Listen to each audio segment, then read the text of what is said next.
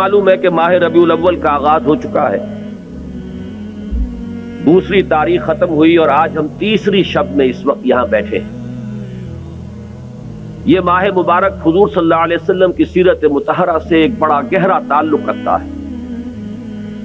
حضور کی ولادت باسعادت بھی اسی ماہ مبارک میں ہوئی، اگرچہ تاریخ کے بارے میں اختلاف ہے۔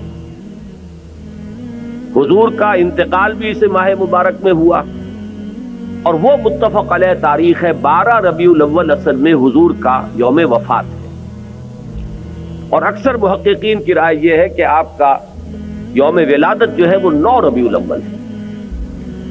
یہی وجہ ہے کہ مجھے یاد ہے کہ ہمارے بچپن میں اس دن کو جو لوگ کچھ تھوڑا بہت مناتے بھی تھے تو 12 وفات کے نام سے در حقیقت یہ نام یاد کیا جاتا تھا۔ حضور صلی اللہ علیہ وسلم کی وفات کا دن ہے، کچھ کھانا پکا کر کچھ غریبوں کو مساکین کو کھلانا، یہ در حقیقت چیز تھی کہ جو اب ہوتے ہوتے اس نے بہت ہی ایک دوسری صورت اختیار کر لی ہے۔ اب یہ ایک جشن بن گیا ہے اور ایک عید کا سا سما، بلکہ واقعہ یہ ہے کہ جو اصل 2 عیدیں ہیں وہ کہیں پیچھے چلی گئی ہیں، اور یہ جو 2 عیدیں ہم نے ایجاد کی ہیں، ایک عید میلاد النبی اور ایک عید استقلال، اگر ہم جائزہ لیں تو شاید یہ 2 جو ہے یہ زیادہ فور گراؤنڈ میں آ چکی ہیں۔ لیکن یہ کہ جہاں تک آپ کی ولادت اور آپ کے وفات کا اس ماہ مبارک میں ہونا ہے وہ ثابت ہے۔ مزید برآں حضور کا ورود مدینہ منورہ میں بھی ماہ ربیع الاول میں ہوا ہے۔ اس پہلو سے اگر اس ماہ مبارک میں ہم سیرت النبی کے مطالعے کا ایک خاص موضوع رکھیں، کسی تاریخ کے تعین کے بغیر اس مہینے کی مناسبت سے سیرت مطہرہ پر گفتگویں ہوں، غور و فکر ہو، اور اس میں بھی عملی پہلو سامنے ہو، اتباع کا جذبہ ہو، سمجھنا سمجھانا اس لیے ہو کہ اس پر عمل کرنا ہے، تو یقیناً یہ چیز ہمارے لیے بہت مفید ہوگی اور ہمارے بہت سے امراض کا شاید اس سے مداوع ہو سکے۔ یاخذون بسنتہ ویقتدون بامرہ ثم انہا تخلف من بعدہم خلوف۔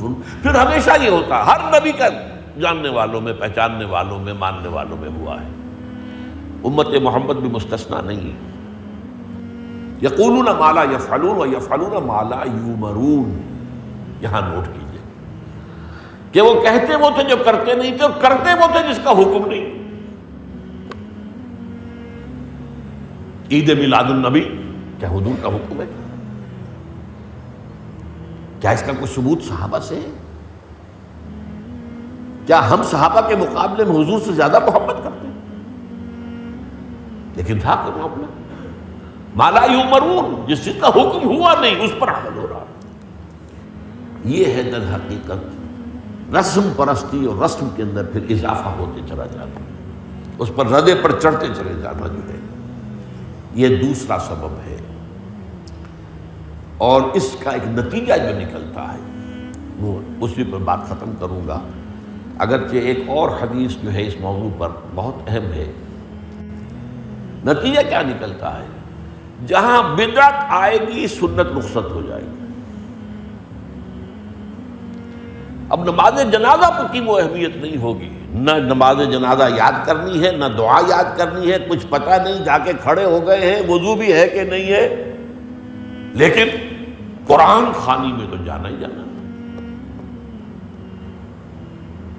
یہ کیوں ہوتا ہے؟ ورنہ یہ کہ نماز کی اہمیت ہوتی، نماز جنازہ کی، آپ اگرچہ عربی نہیں آتی لیکن ترجمہ تو اس دعا کا یاد کر لینا کوئی مشکل کام نہیں ہے، تاکہ کھڑے ہوں، دل سے دعا مانگے،